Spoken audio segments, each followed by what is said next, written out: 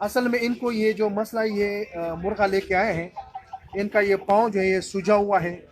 ये देख लें, काफ़ी स्वेलिंग है, ये काफ़ी स्वेलिंग है इसकी, ये पाँव ये सूजा हुआ है। ये इसके साथ हम कंपेयर करते हैं। ये ये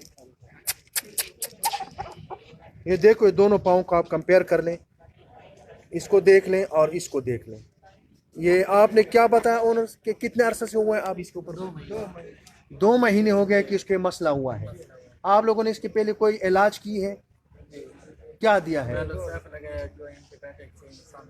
वेल सेफ इंसानों वाले जो एंटीबायोटिक वगैरह दिए हैं वो सारे देते रहते हैं।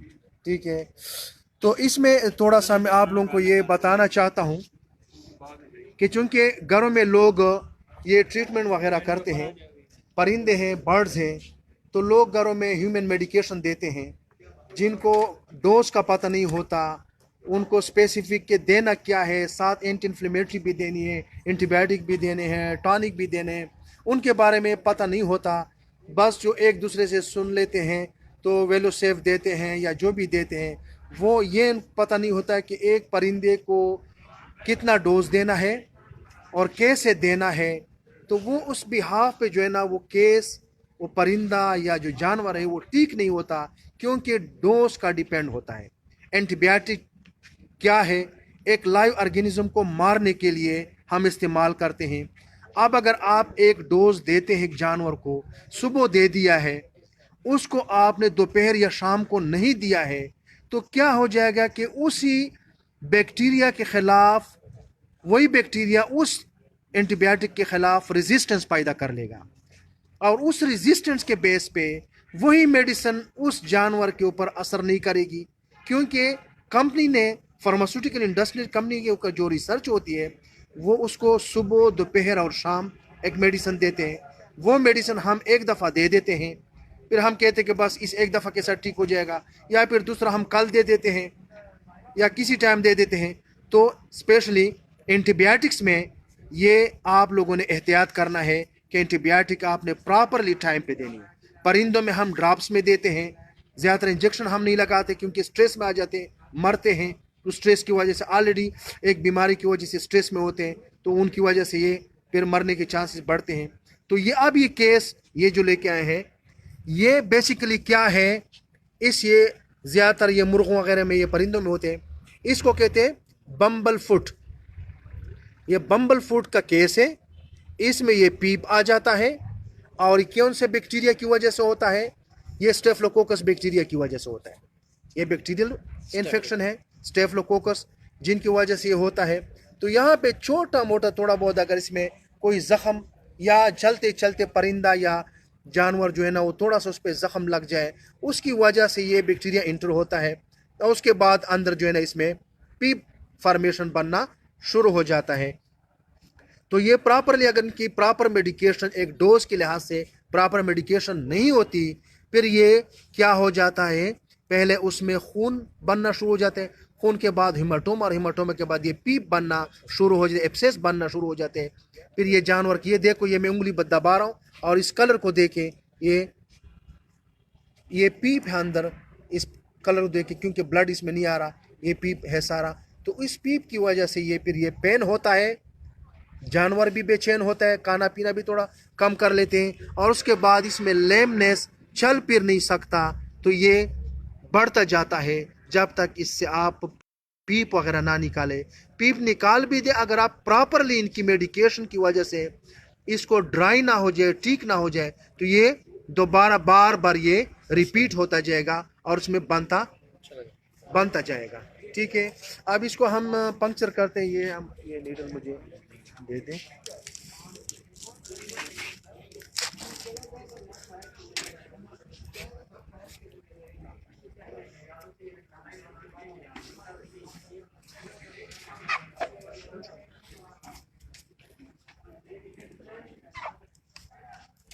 पकड़ना है थोड़ा सा मजबूरी।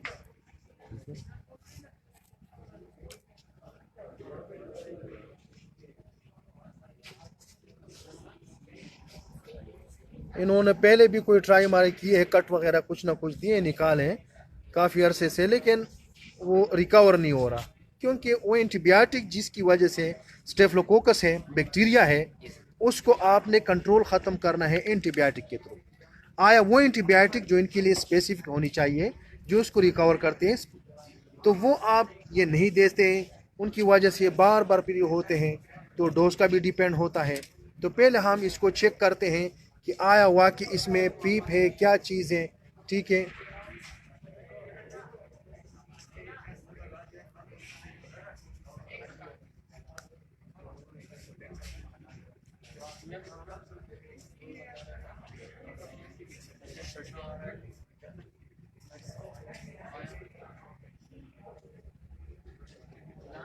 ये आ रहा है सिरिंज के अंदर, देख लें।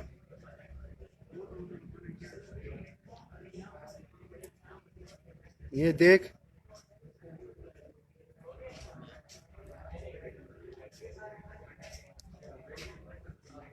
ये खून नहीं है, ये अभी वो मिक्स है जिसमें हेमाटोमा टाइप या उसमें एब्सेस वगैरह इनिशियल स्टेजेस जो होती है।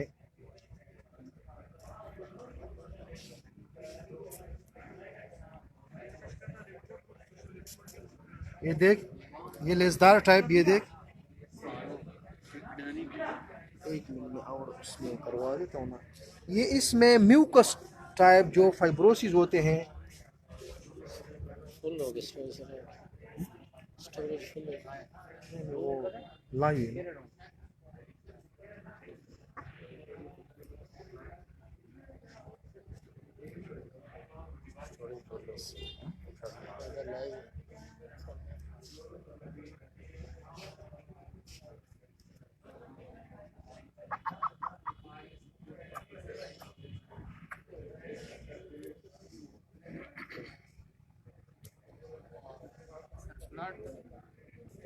इसमें आ रहा है कुछ ना कुछ। ठीक है,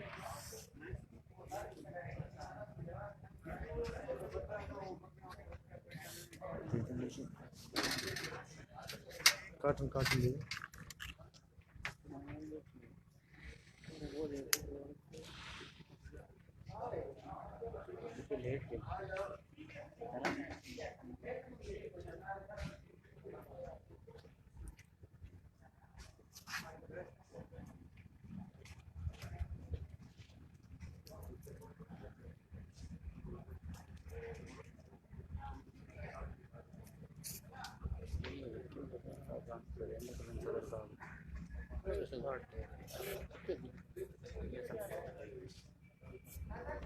क्योंकि इनिशियल स्टेजेस में ये हेमाटोमा हो जाता है, उसके बाद उसमें फिर पस में कन्वर्ट होना शुरू हो जाता है।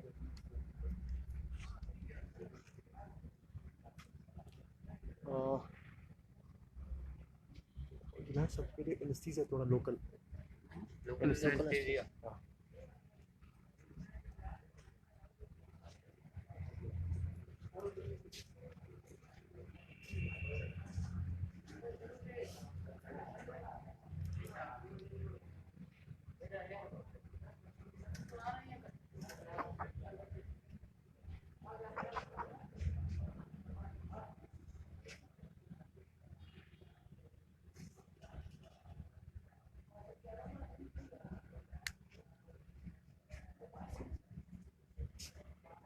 आ रहा है।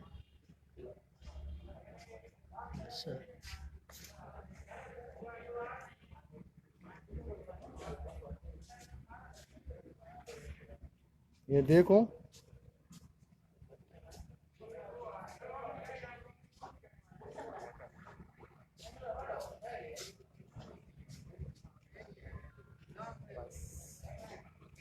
ये बहुत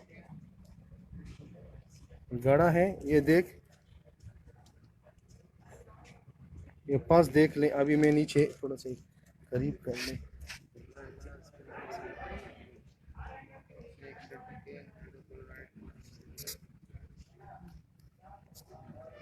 ये देखिए सारा उसमें वो है। हाँ,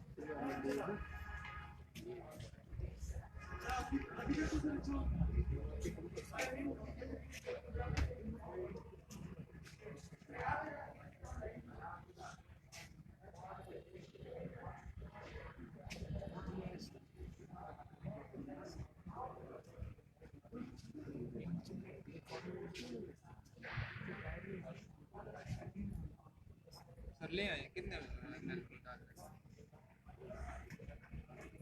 एक सीरीज भी ले आओ ना। ये खोल दे 5 सीसी वो डाल दे 3 सीसी डाल।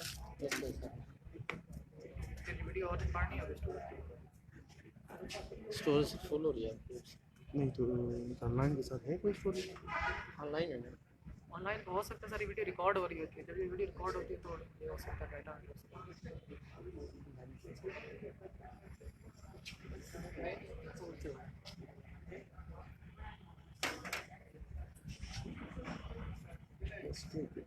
Device is running slow sir भी है मुश्किल है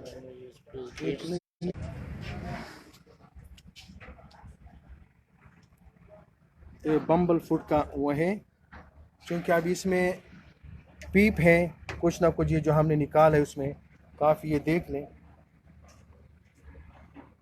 ये पीप है काफ़ी डीप है इसमें, तो इसको हम कट दे के उसके बाद जो है ना इसकी वो सफाई वगैरह करवाएंगे। ठीक है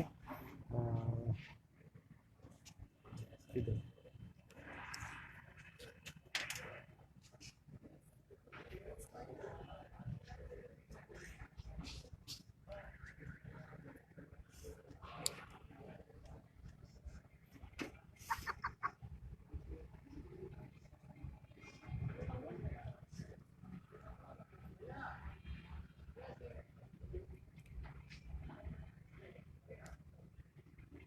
एनेस्थीसिया लगा रहे हैं।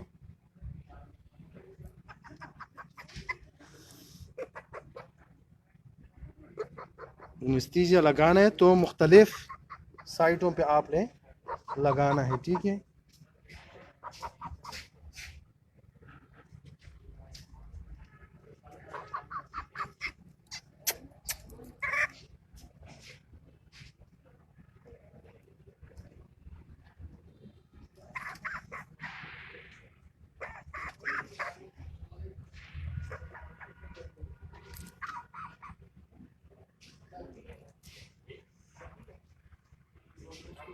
बस इसको